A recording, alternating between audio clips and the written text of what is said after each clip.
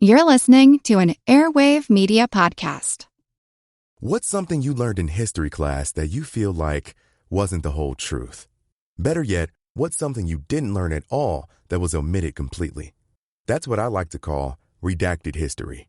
My name is Andre White, the host of the Redacted History Podcast, the place where history's forgotten events, heroes, and villains get their story told, one episode at a time.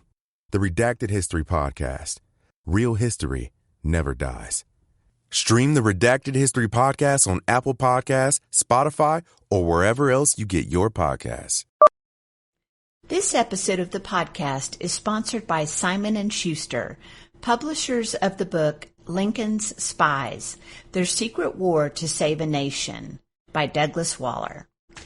Lincoln's Spies examines Abraham Lincoln's use of clandestine services during the Civil War, focusing on 4 operatives. There's the famous detective Allan Pinkerton, Richmond socialite Elizabeth Van Lew, Lafayette Baker, a handsome Union officer with a shady past, and the superbly effective intelligence chief George Sharp. Lincoln's Spies is a fresh, fascinating look at a too often overlooked aspect of the Civil War. It's available wherever you get your books.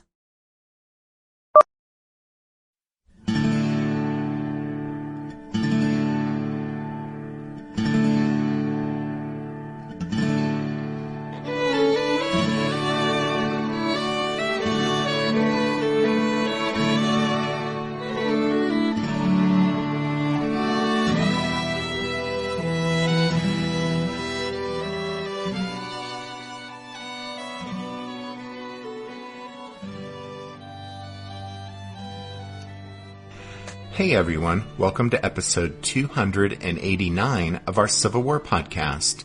My name is Rich. And I'm Tracy. Hello y'all. Thanks for tuning into the podcast. As y'all recall, when we left off last time, we had just talked about the Battle of Port Gibson, which, as it turned out, was really 2 separate fights along the Rodney and Bruinsburg roads, several miles west of the town of Port Gibson.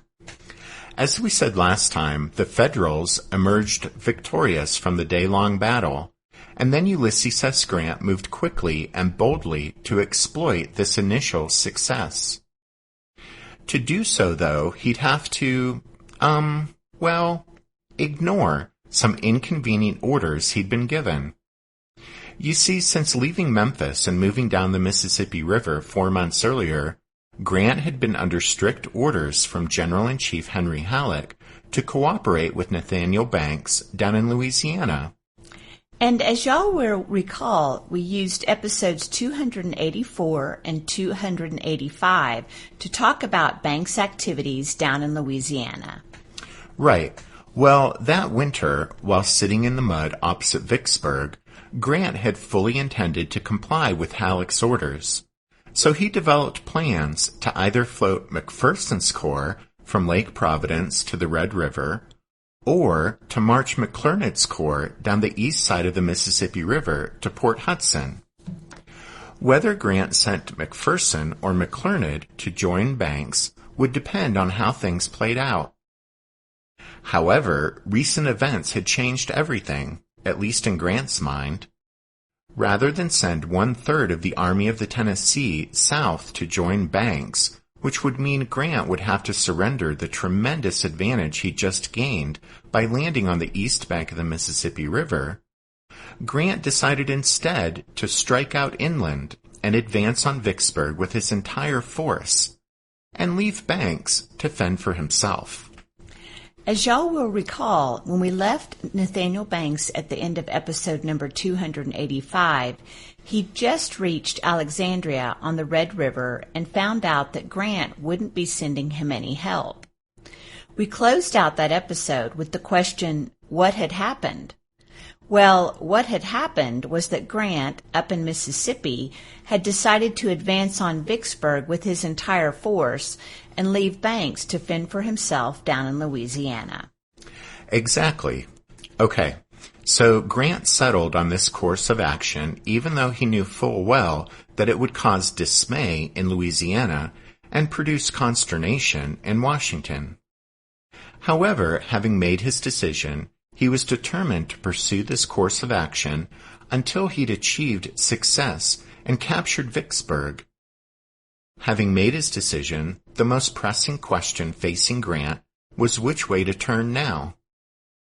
The road north from Port Gibson led directly to Vicksburg, but Grant's appreciation of the lay of the land argued against that route, because after forcing a crossing of the Big Black River, his army would be hemmed in a narrow triangle of land, bordered by the Mississippi River on the west and the Big Black to the east.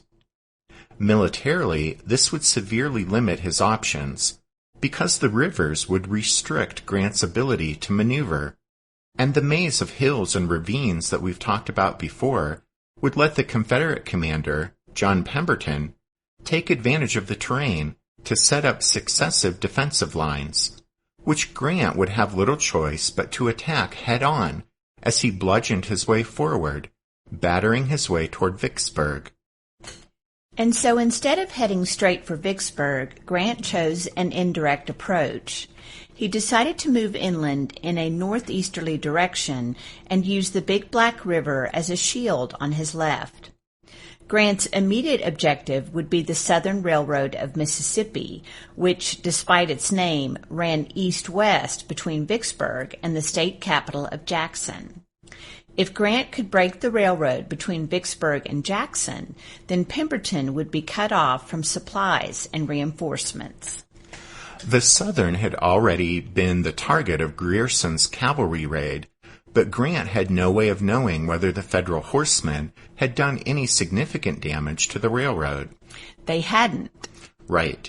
So, at any rate, it's pointing out the obvious that a bold thrust inland toward the railroad would take the Army of the Tennessee away from Porter's gunboats on the Mississippi and deep into hostile territory. But Grant believed the essential first step toward ultimate success was that Vicksburg be cut off and isolated. Once that was accomplished, he intended to turn west and close in on the rebel stronghold.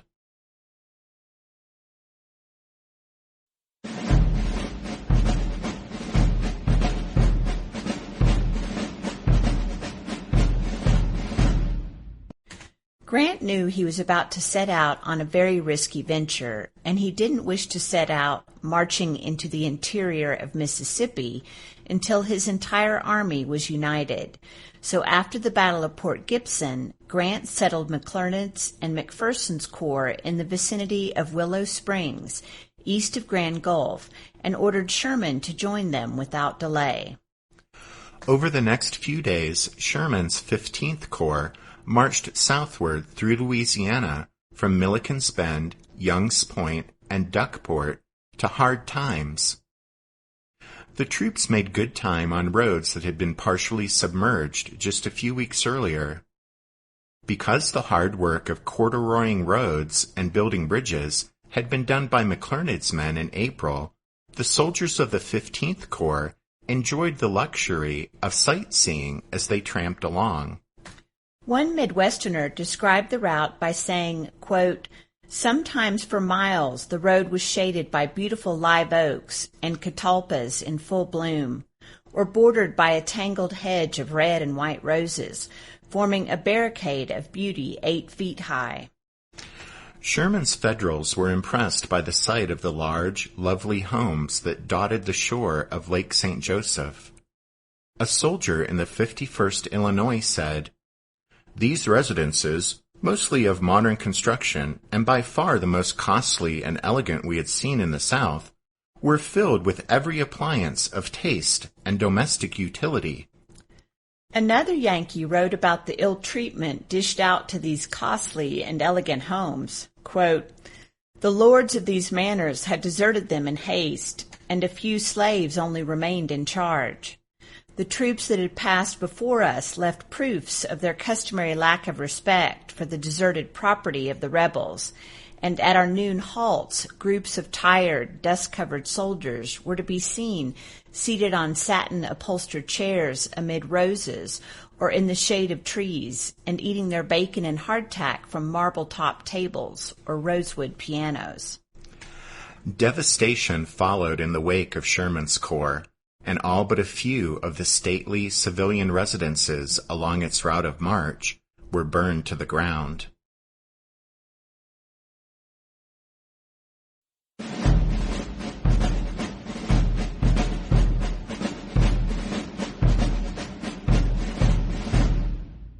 Did archaeologists discover Noah's Ark?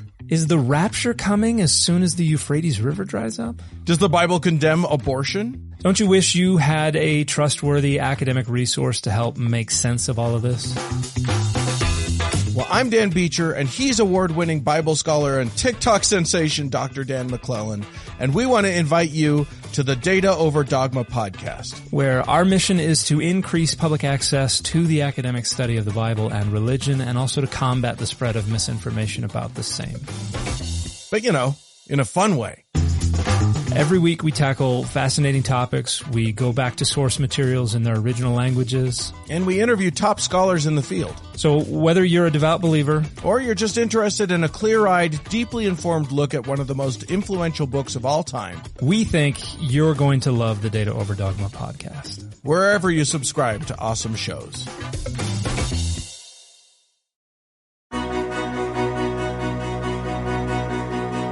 History never says goodbye.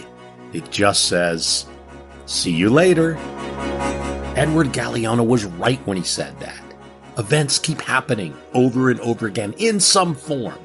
And that's the reason I produce the podcast, My History Can Beat Up Your Politics. What is it? We take stories of history and apply them to the events of today to help you, perhaps, understand them better. We are also part of Airwave Media Network. I've been doing the program since 2006. That's a long time, and the show has a long name. My History Can Beat Up Your Politics. Find me wherever you get podcasts.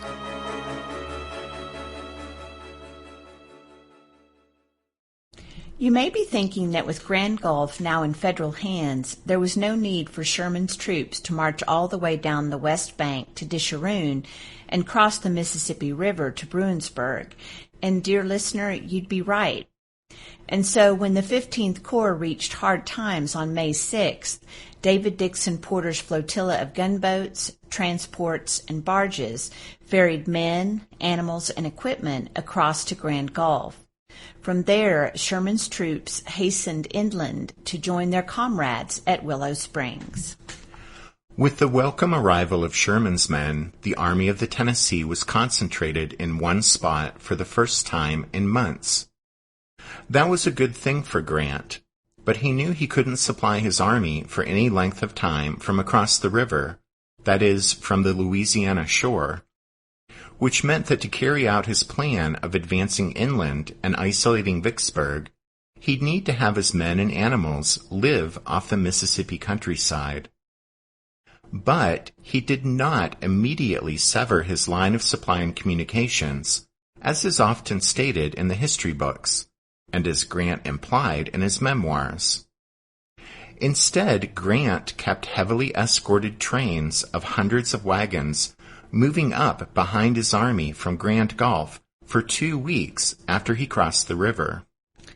Grant's lieutenants, particularly Sherman, were anxious about this unorthodox logistical situation, but Grant explained to Sherman that, quote, I do not calculate upon the possibility of supplying the army with full rations from Grand Gulf.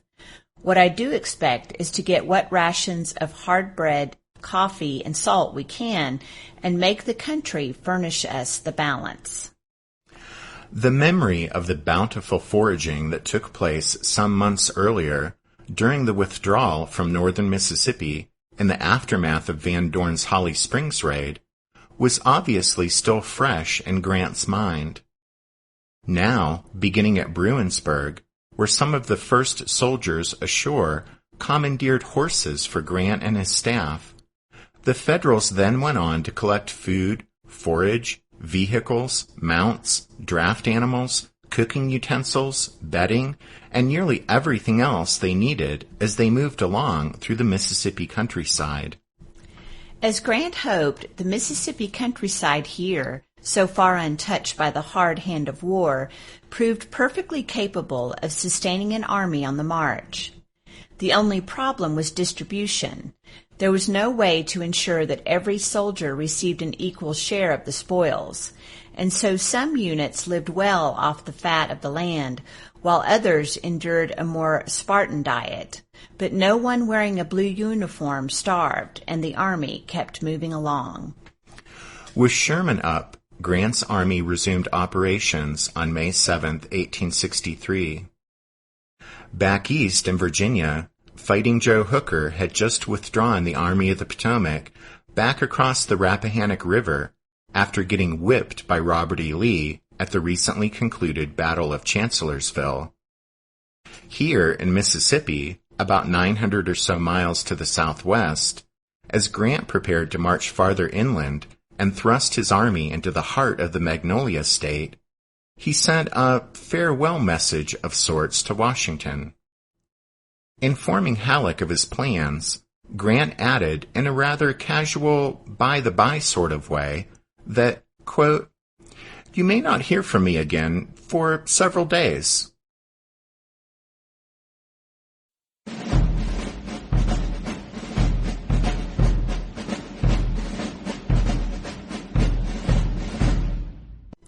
In their book, Vicksburg is the Key, Shea and Winchell write, quote, "Over a 17-day period from May 1st to May 17th, the Army of the Tennessee marched more than 200 miles, fought 5 battles, and drove the Confederates into the defenses of Vicksburg.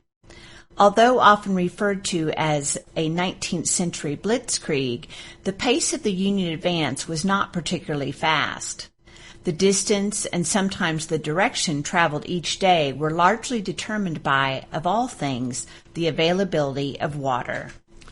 Shea and Winchell continue, noting, quote, "No rain fell in central Mississippi during the first half of May, and by the time Grant left Willow Springs, smaller streams were beginning to run dry. Too much water in the soggy bottomlands had hampered Union operations throughout the winter and early spring. Now, finally on high and very dry ground, Grant found his movements dictated to some extent by the scarcity of water." Despite this unforeseen difficulty, Grant was pleased by the way the operation was unfolding. However, the view from the ranks was somewhat different. The Federal soldiers soon became exasperated with the trying conditions of the march and unimpressed with the people and places they encountered in central Mississippi. One Yankee expressed his feelings with a Hemingway-esque economy of words, writing, quote, "Water scarce, weather hot, roads dusty, land poor, rations short, houses poor shabby things. Don't like the country." Despite hardships and grumbling, the Army of the Tennessee's morale remained high. The officers and men in the dusty blue columns believed that they had the rebels on the run. After leaving Willow Springs, Grant's army moved northeast on a broad front.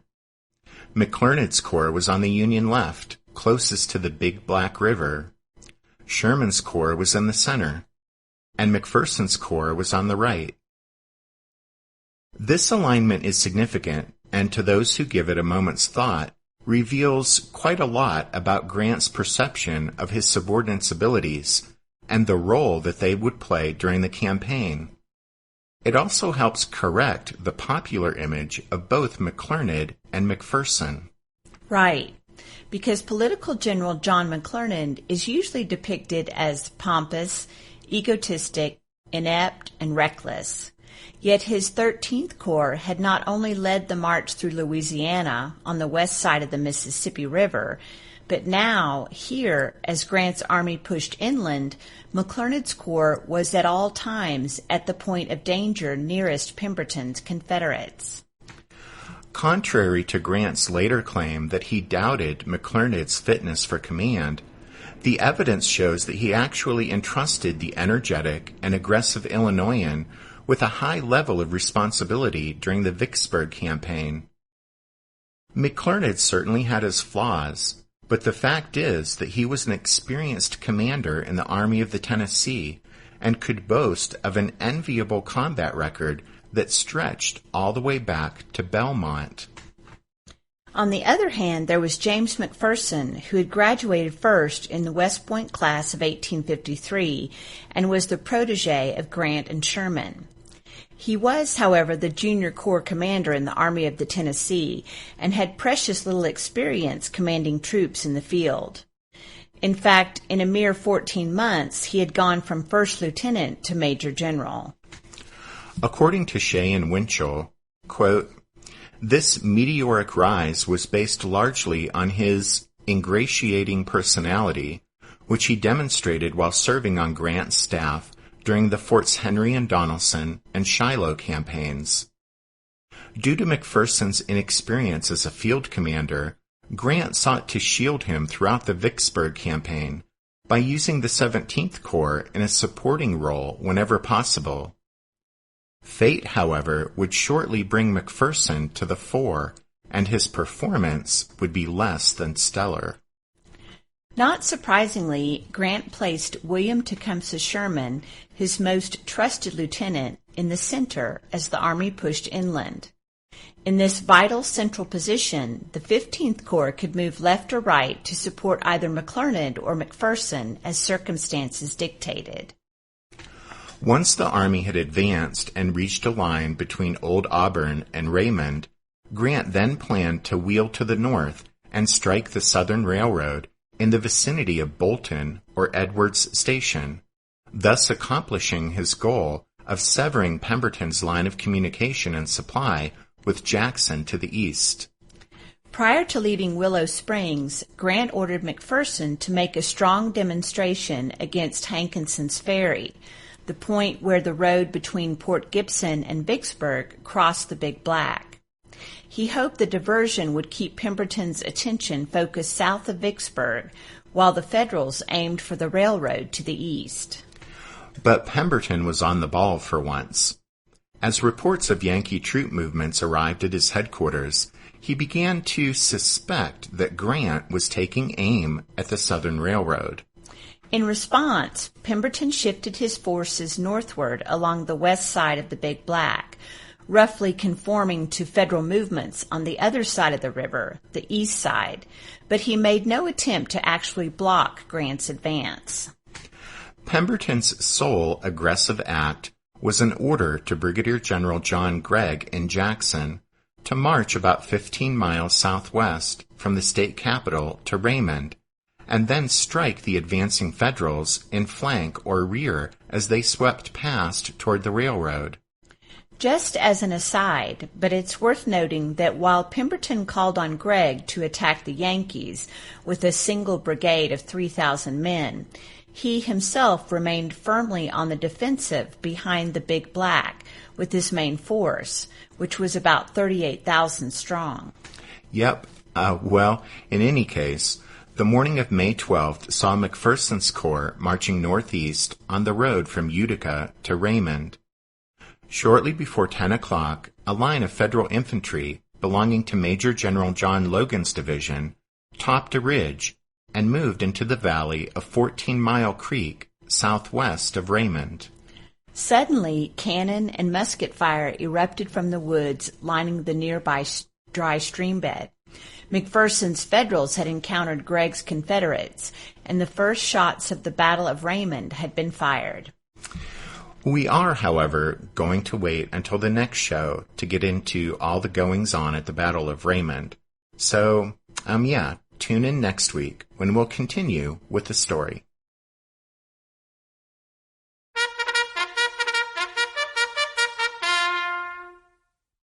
That means it's time for this week's book recommendation, and we'll take this opportunity to remind you that this episode of the podcast is sponsored by Simon & Schuster, publishers of Lincoln's Spies, Their Secret War to Save a Nation by Douglas Waller.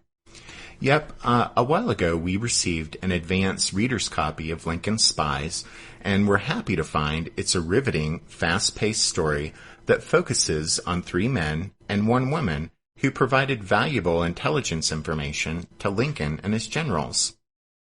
We actually weren't surprised we enjoyed Waller's newest book, though, since we were big fans of his previous book, Masters of the Air, about the 8th Air Force during World War II.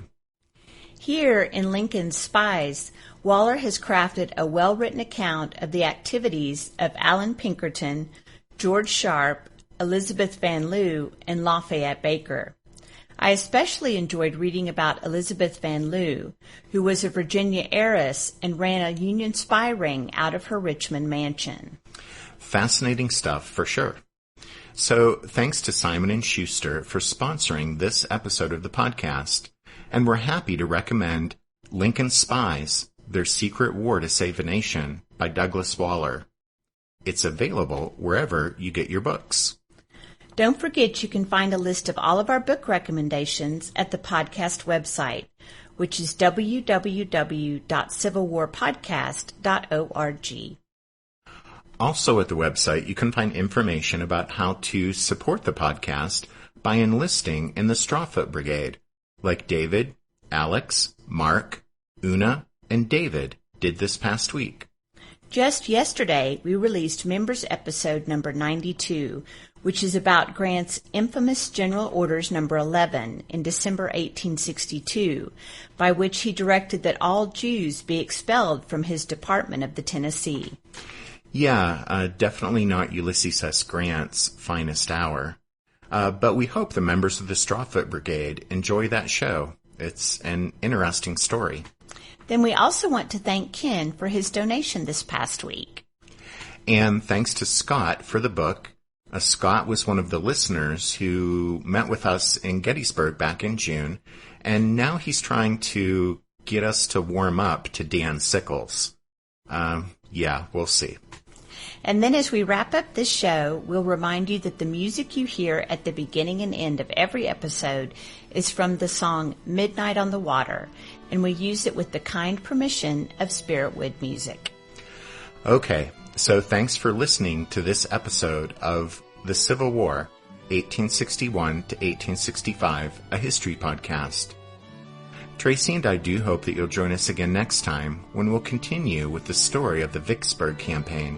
But until then, take care. Thanks, everyone. Bye.